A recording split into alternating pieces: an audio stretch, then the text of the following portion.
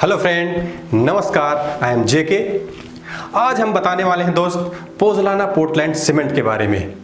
बहुत सारी भ्रांतियां हैं मार्केट में। आज हमको पीपीसी ही मिलता है, ऑर्डिनरी पोर्टलैंड सीमेंट बहुत ही कम देखने को मिलता है। स्पेशल डिमांड हम करते हैं तभी जाके हमको ओपीसी मिलता है। पहले ज़माने में बहुत सारी भ्रांतियां थी कि ओपीसी ही सबसे ज़्यादा स्ट्रेंथ देता है, इसकी क्वालिटी बहुत ही अच्छी होती है। नो डाउट, मैं ये नहीं बोल रहा हूँ कि ओपीसी का क्वालिटी अच्छा नहीं है, लेकिन हम बात करते हैं ड्यूरेबिलिटी की। मीन्स लॉन्ग लाइफ, जो स्ट्रेंथ इंटैक्ट रहे स्ट्रक्चर का, जो भी बिल्डिंग कंस्ट्रक्शन हुआ है, अगर वो घर पीपीसी से बनता है तो ड्यूरेबिलिटी उसमें सबसे ज़्यादा रहेगी। मीन्स जो भी अटैक है फिजिकल या केमिकल, वो अटैक होने नहीं पाता है जैसे जैसे ईयर बढ़ते जाते हैं। नहीं तो आप बहुत बार देखे होंगे कि घर में सीलन हो गया, पपड़ी निकल रही है, जो भी इनसाइड में रूफ में सरिया है, रिबार है, उसमें कोर्जन होके पपड़ियां गिर रही हैं। वो सारा यही बताता है कि लॉन्ग लाइफ में जैसे जैसे ईयर बाय ईयर निकलता जाता है, उसमें कार्बन डाइऑक्साइड का अटैक हो जाता है, ऑक्सीजन का अटैक हो जाता है, सल्फर का अटैक, क्लोराइड का अटैक हो के उसके इनसाइड जो भी रिवार है उसमें कोर्जन पैदा हो जाती है। क्योंकि ओबियसली जाहिर सी बात है, आयरन की प्रॉपर्टी है, अगर वो वाटर और कार्बन डाइऑक्साइड से रिएक्शन करके वो बना देता है रस्ट फॉर्मेशन, तो वो अवॉइड करने के लिए पोज़लाना पोर्टलैंड सीमेंट बहुत ही कारगर है दोस्त। इसमें जो यूज होता है फ्लाई एश 30% वो पोज़ोलानिक बिहेवियर का होता है। तो दोस्त चलिए देखते हैं डिटेल में। जब हम ओपीसी बनाते हैं तो उसमें लाइमस्टोन यूज होता है, जिसमें कैल्शियम ऑक्साइड की वैल्यू बहुत ज्यादा होती है। वो मेन स्ट्रेंथ के लिए जाना जाता है। जितना हाई ग्रेड लाइमस्टोन यूज किया जाता है उतना अच्छा सीमेंट की क्वालिटी प्राप्त होती है। ऑर्डिनरी पोर्टलैंड सीमेंट बनाने के लिए हम क्या क्या करते हैं? लाइमस्टोन लेते हैं, लेटराइट लेते हैं, इन दोनों का प्रॉपर ग्राइंडिंग करते हैं रॉ मिल में। 90 माइक्रोन तक इसकी ग्राइंडिंग होती है और फिर रोटरी किल्न में इसकी प्रॉपर बर्निंग करते हैं। क्लिंकर प्राप्त होता है। क्लिंकर में दोस्त 4 सबसे अहम फेज प्राप्त होता है: C3S, C2S, C3A, C4AF और कुछ मात्रा में फ्री डाइम जो कि 2% से बिलो ही होता है, और MgO वो 6% से बिलो होना चाहिए। और क्लिंकर को जिप्सम के साथ में प्रॉपर ग्राइंडिंग करके हम ऑर्डिनरी पोर्टलैंड सीमेंट बनाते हैं। अब जो क्लिंकर है दोस्त, यही सबसे अहम पार्ट होता है सीमेंट का, कि हमको सीमेंट में कितना स्ट्रेंथ चाहिए। अगर C3S की वैल्यू ज़्यादा है मतलब स्ट्रेंथ आपको ज़्यादा मिलेगा, C2S की वैल्यू ज़्यादा है, लॉन्ग रन में इसका स्ट्रेंथ सीमेंट का ज़्यादा मिलेगा। C3A की वैल्यू अगर ज़्यादा हो गई मतलब वो तुरंत वाटर से रिएक्शन करके क्रैकिंग फॉर्मेशन क्रिएट कर देगा, इसलिए C3A की वैल्यू को कम रखते हैं। C4AF कलरिंग एजेंट है, वो कलर बताता है। तो हम ओपीसी बनाने के लिए 96% क्लिंकर का यूज किया और ओनली 3 to 4% हम जिप्सम का यूज करके ओपीसी बनाए। वही दोस्त अगर हम पीपीसी बनाते हैं तो सेम यही ओपीसी में हम 30% अगर हम फ्लाई ऐश का एडिशन कर देते हैं, जो कि फ्लाई ऐश पोज़ोलानिक बिहेवियर का होता है, हमको प्राप्त हो जाता है पीपीसी, पोर्टलैंड पोज़लाना सीमेंट। अब हम बात करते हैं दोस्त रिएक्शन का। ऐसा क्या रिएक्शन होता है कि जो पीपीसी को बेटर बना देता है, परफेक्ट बना देता है? अगर हम बात करते हैं दोस्त ओपीसी का, आप सिंपल समझिए, जब हम ओपीसी को वाटर के साथ में मिक्स करते हैं तो हमको मिलता है CSH gel, means calcium silicate hydrate का एक जेल फॉर्मेशन प्राप्त होता है। वो नैनो साइज का होता है, उसको नंगी आंखों से नहीं देखा जा सकता। उसके लिए आपको एक्सरे डिफ्रैक्शन टेक्निक के द्वारा ही आप उस CHS जेल को आप देख सकते हैं, जो कि मेजर कंट्रीब्यूशन करता है। वो बताता है कि कितना स्ट्रेंथ आपके सीमेंट में होगा। अगर CSH जेल की वैल्यू सबसे ज्यादा परसेंटेज में है आपके पेस्ट में, मतलब वो सीमेंट में स्ट्रेंथ सबसे ज्यादा मिलने वाला है। तो ओपीसी के केस में क्या होता है दोस्त, जो CHS जेल है इसका फॉर्मेशन होता है, प्लस ट्रेसेस मात्रा में कैल्शियम हाइड्रोक्साइड की वैल्यू होती है उसमें। जो कैल्शियम हाइड्रोक्साइड है वो स्ट्रेंथ से उसका कोई लेना देना नहीं है। जो भी कंक्रीट फॉर्मेशन हुआ है उसमें आपको भी पता है दोस्त, उसमें वाइड्स होते हैं, उसमें कैपिलरी फॉर्मेशन होता है, जो वाटर मिक्स किया जाता है, आफ्टर सर्टेन इंटरवल वो इवेपोरेट होके उसमें वाइट्स क्रिएट होता है।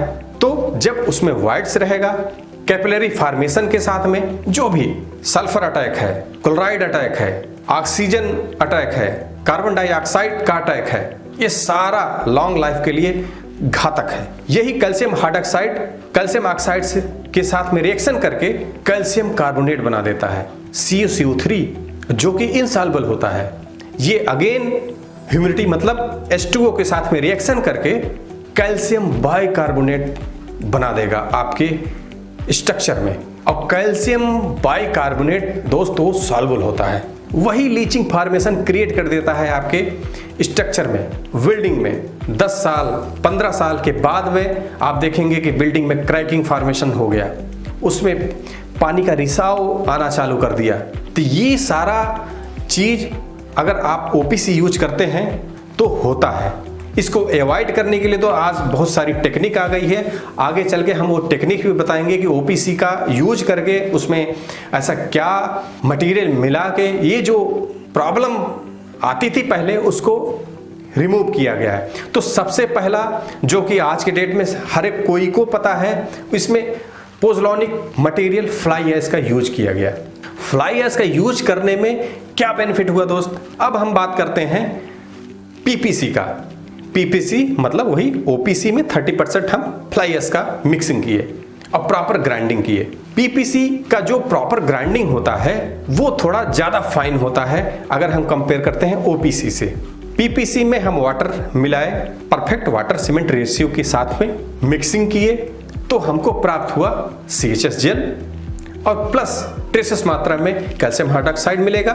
सबसे ज़्यादा परसेंटेज CHS जेल का होता है, लेकिन जो ट्रेसेस मात्रा में जो हार्मफुल था स्ट्रक्चर के लिए वो अब कैसे कन्वर्ट होगा, उसमें क्या होता था कि कैल्शियम हाइड्रोक्साइड अब फ्लाई ऐश जो कि पोज़ोलानिक बिहेवियर है वो इमीडिएट रिएक्शन कर लेगा कैल्शियम हाइड्रोक्साइड से।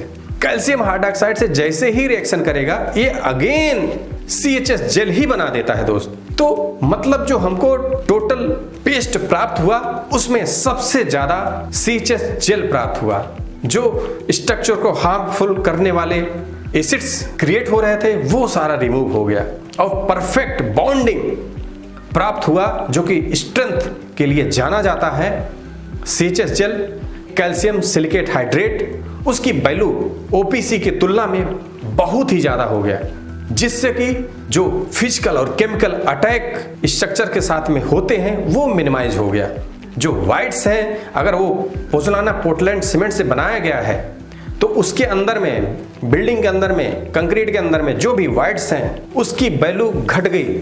PPC बहुत ही फाइन होता है OPC से, तो जितना कम वाइट फॉर्मेशन होगा स्ट्रक्चर में, बिल्डिंग में, उतना अच्छा ड्यूरेबल होगा आपका स्ट्रक्चर। इसलिए PPC से बना हुआ बिल्डिंग लॉन्ग लाइफ के लिए जाना जाता है। अब हम बात करते हैं कंप्रेसिव स्ट्रेंथ का। कंप्रेसिव स्ट्रेंथ क्यों OPC के बराबर ही रहता है? सिंपल सी बात है दोस्त, जो OPC का ब्लेन है वो 310 मीटर स्क्वायर पर केजी तक रहता है और PPC का ब्लेन है वो 380 तक मेंटेन करके रखा जाता है। तो जितना फाइन सीमेंट होगा उतना उसका स्ट्रेंथ ज्यादा रहेगा। तो स्ट्रेंथ के मामले में PPC कम नहीं है OPC का, चाहे वो 3 डेज में आप देख लीजिए, चाहे वो 7 डेज में देख लीजिए, चाहे 28 डेज में देख लीजिए। 28 डेज में देखते हैं वही स्ट्रेंथ आपको OPC में 52 मेगापास्कल मिल रहा है, तो वही PPC में 54 तक मेंटेन करके रखा जा रहा है आज के डेट में। आज के डेट में बहुत कंपटीशन है दोस्त, जो भी सीमेंट कोई क्वालिटी है वो आपको अच्छा ही मिलेगा। वर्कबिलिटी की बात करते हैं, वर्कबिलिटी PPC में ज़्यादा होती है हायर फाइनेंस के चक्कर में, और वर्कबिलिटी OPC का थोड़ा कम रहता है वाटर सीमेंट के रेशियो के हिसाब से। अगर हम देखते हैं परमेबिलिटी कि वाइट्स फॉर्मेशन बहुत ही मिनिमाइज हो जाती है PPC में, तो परमेबिलिटी मीन्स जो भी पेनिट्रेशन है वाटर का, सल्फेट अटैक का, वो बहुत कम रहेगा PPC बेस्ड जो भी स्ट्रक्चर कंस्ट्रक्शन हो रहा है। हीट ऑफ हाइड्रेशन की बात करते हैं, वो भी OPC में सबसे ज्यादा हीट ऑफ हाइड्रेशन होता है, वो करीब 853.5 तक रहता है किलो जूल पर केजी। अगर वही हम पीपीसी की बात करते हैं 663.3 तक रहता है। तो हीट ऑफ हाइड्रेशन भी पीपीसी में कम रहता है। हीट ऑफ हाइड्रेशन अगर किसी भी सीमेंट में उसकी वैल्यू कम होती है तो आप मान के चलिए कि क्रैकिंग फॉर्मेशन उतना कम होगा। आज की डेट में सबसे बेस्ट परफॉर्मेंस दे रहा जीजीवीएस वेस्ट सीमेंट, वहां पर हीट ऑफ हाइड्रेशन बहुत ही मिनिमम हो जाता है, वो करीब 250 के राउंड में चला जाता है। मींस उसमें कोई भी क्रैकिंग फॉर्मेशन होने का चांस ही नहीं है। जो भी बड़े बड़े बिल्डिंगें बन रही हैं वहां पर जीजीवीएस सीमेंट का भी यूज हो रहा है। क्यूरिंग टाइम की बात करते हैं दोस्त, क्यूरिंग टाइम थोड़ा सा पीपीसी में ज्यादा रहता है ओपीसी के मुकाबले।